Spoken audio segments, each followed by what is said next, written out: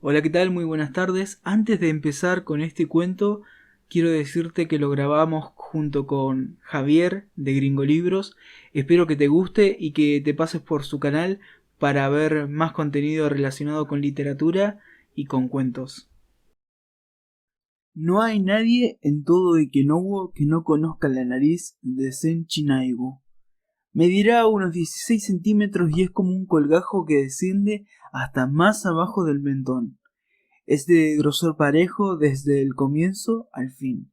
En una palabra, una cosa larga, con aspecto de embutido, que le cae desde el centro de la cara. Naigu tiene más de 50 años y desde sus tiempos de novicio y aún encontrándose al frente de los seminarios de la corte, ha vivido constantemente preocupado por su nariz. Por cierto que simula la mayor indiferencia, no ya porque su condición de sacerdote, que aspira a la salvación en la tierra pura del oeste, le impida abstraerse en tales problemas, sino más bien porque le disgusta que los demás piensen que a él le preocupa. Naigu teme la aparición de la palabra nariz en las conversaciones cotidianas. Existen dos razones para que Naigu le moleste su nariz. La primera de ellas, la gran incomodidad que provoca su tamaño. Esto no le permitió nunca comer solo, pues la nariz se le hundía en las comidas. Entonces Naigu hacía sentar mesa por medio a un discípulo, a quien le ordenaba sostener su nariz con una tablilla de unos 4 centímetros de ancho y 66 centímetros de largo mientras duraba la comida. Pero comer en esas condiciones no era tarea fácil ni para el uno ni para el otro.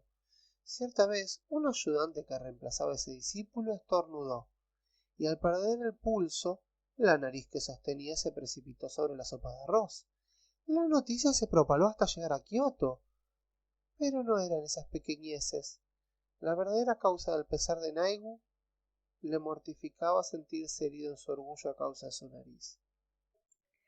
La gente del pueblo opinaba que Naigu debía de sentirse feliz ya que al no poder casarse se beneficiaba como sacerdote. Pensaban que con esa nariz ninguna mujer aceptaría unirse a él.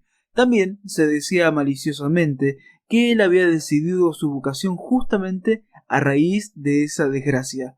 Pero ni el mismo Naigu pensó jamás que el tomar los hábitos le aliviara esa preocupación. Empero la dignidad de Naigu no podía ser turbada por un hecho tan accesorio como podía ser el de tomar una mujer. De ahí que tratara, activa o pasivamente, de restaurar su orgullo malherido. En primer lugar, pensó en encontrar algún modo de que la nariz aparentara ser más corta. Cuando se encontraba solo, frente al espejo, estudiaba su cara detenidamente desde diversos ángulos. Otras veces, no satisfecho con cambiar de posiciones, ensayaba pacientemente apoyar la cara entre las manos, o sostener con un dedo el centro del mentón. Pero lamentablemente no hubo una sola vez en que la nariz no se viera satisfactoriamente más corta de lo que era. Ocurría, además, que cuando más se empeñaba, más larga la veía cada vez. Entonces guardaba el espejo y, suspirando hondamente, volvía descorazonado a la mesa de oraciones.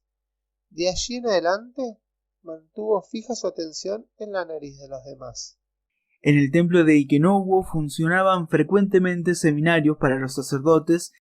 En el interior del templo existen numerosas habitaciones destinadas a alojamiento y las salas de baños se habilitan en forma permanente. De modo que allí el movimiento de sacerdotes era continuo.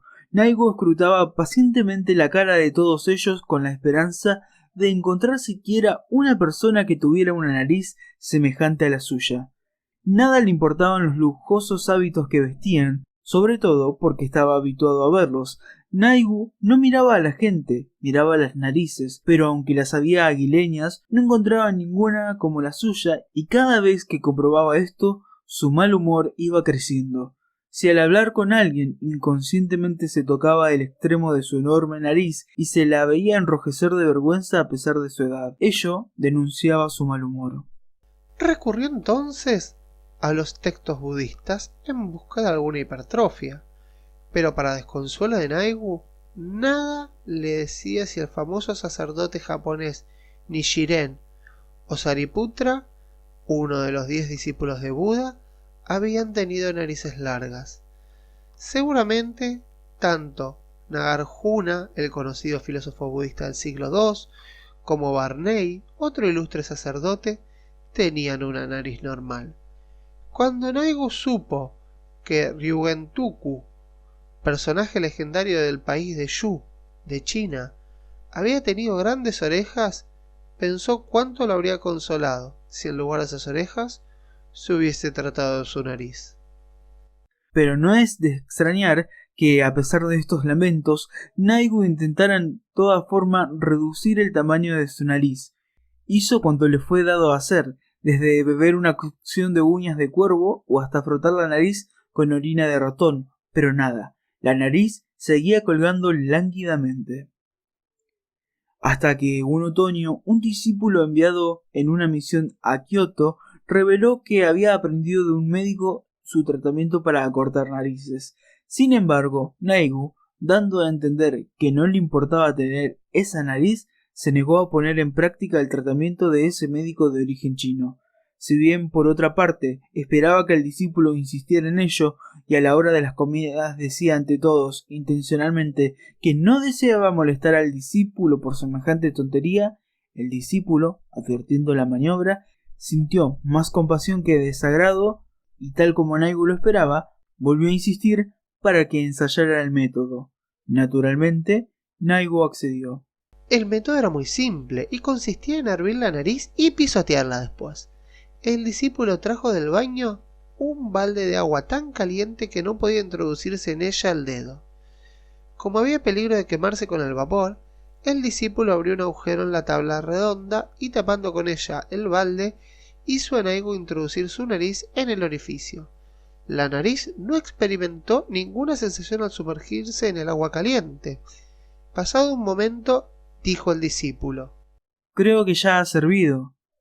Naigu sonrió amargamente. Oyendo solo estas palabras, nadie hubiera imaginado que lo que se estaba hirviendo era su nariz. Le picaba intensamente. El discípulo la recogía del balde y empezó a pisotear el promontorio humeante. Acostado y con la nariz sobre una tabla, Naigu observaba cómo los pies del discípulo subían y bajaban delante de sus ojos, mirando la cabeza calva del maestro, aquel que le decía de vez en cuando, apesumbrado: «¿No te duele? ¿Sabes? El médico me dijo que pisara con fuerza, pero ¿no te duele?». En verdad, no sentía ni el más mínimo dolor, puesto que le aliviaba la picazón en el lugar exacto. Al cabo de un momento, unos granitos empezaron a formarse en la nariz. Era como si se hubiera asado un pájaro desplumado. Al ver esto, el discípulo dejó de pisar y dijo como si hablara consigo mismo. El médico dijo que había que sacar los granos con una pinza. Expresando en el rostro su disconformidad con el trato que le daba el discípulo, Naigu callaba. No dejaba de valorar la amabilidad de éste, pero tampoco podía tolerar que se tratase su nariz como una cosa cualquiera. Como el paciente que duda de la eficacia de un tratamiento, Naigu miraba con desconfianza cómo el discípulo arrancaba los granos de su nariz. Al término de esta operación, el discípulo le anunció con cierto alivio: «Tendrá que hervirla de nuevo». La segunda vez comprobaron que se había cortado mucho más que antes. Acariciándola aún, Naigu se miró avergonzado en el espejo que le tendía el discípulo. La nariz, que antes llegara a la mandíbula, se había reducido hasta llegar solo a la altura del labio superior. Estaba naturalmente enrojecida a consecuencia del pisoteo. «En adelante ya nadie podrá burlarse de mi nariz». El rostro reflejado en el espejo contemplaba satisfecho a Naigu. Pasó el resto del día con el temor de que la nariz recuperara su tamaño anterior mientras leía los sutras o durante las comidas, en fin, en todo momento se tanteaba la nariz para poder desechar sus dudas, pero la nariz se mantenía respetuosamente en su nuevo estado. De nuevo se llevó la mano a la nariz y comprobó que no había vuelto a sufrir ningún cambio. Naigu experimentó un alivio y una satisfacción solo comprobables a los que sentía cada vez que terminaba de copiar los sutras. Pero después de 2 o 3 días, comprobó que algo extraño ocurría. Un conocido samurái, que de visita al templo lo había entrevistado, no había hecho otra cosa que mirar su nariz, y conteniendo la risa, apenas le había hablado. Y para colmo, el ayudante que había hecho caer su nariz dentro de la sopa de arroz, al cruzarse con Naigu fuera del recinto de lectura, había bajado la cabeza, pero luego, sin poder contenerse más, se había reído abiertamente. Los practicantes, que recibían de él alguna orden o lo escuchaban ceremoniosamente, pero una vez que se alejaban rompían a reír. Eso no ocurrió ni una ni dos veces. Al principio, Naigu lo interpretó como una consecuencia natural del cambio de su fisonomía. Pero esta explicación no era suficiente. Aunque el motivo fuera ese, el modo de burlarse era diferente al de antes, cuando ostentaba su larga nariz. Si en Naigu la nariz corta resultaba más cómica que la anterior, esa era la cuestión. Al parecer, ahí había algo más que eso. Pero si antes no se reían tan abiertamente, así cavilaba Naigu, dejando de leer el sutra e inclinando su cabeza calva, contemplando la pintura de Samantabhadra. Recordó su larga nariz de días atrás y se quedó meditando como aquel ser repudiado y desterrado que recuerda tristemente su glorioso pasado. Naigu no poseía, lamentablemente, la inteligencia suficiente para responder a este problema. En el hombre conviven dos sentimientos opuestos. No hay nadie, por ejemplo, que ante la desgracia del prójimo no sienta compasión, pero si esa misma persona consigue superar esa desgracia, ya no nos emociona mayormente.